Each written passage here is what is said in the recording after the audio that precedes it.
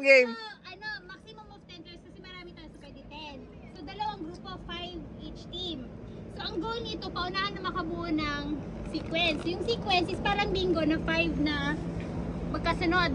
Horizontal, vertical, or diagonal. So, itong sa gilid, parang bonus. So, automatic, 4 lang yung automatic 5 na yon. Ayun. So, paano siya So, each player merong cards. Okay, so yung coins na ilalagay mo based dun sa card na mabubunot mo. So, for example, sino na ibigay niya? Scorpios? dalawa ka. Kunyari, 9 of hearts. So, ibig sabihin, pwede dito. Tapos, dapat yung kati mo, hindi kayo magsasalita. May lang, guess lang. Discard lang siya. So, sino yung mauna makapo, yung mananalo.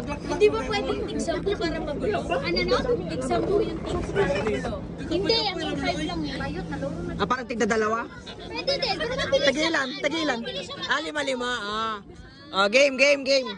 Bakit ilan ba tayong lahat? Head. Game. Game.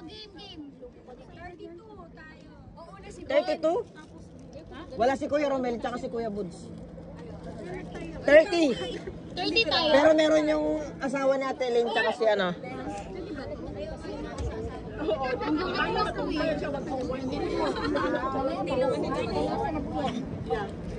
Ang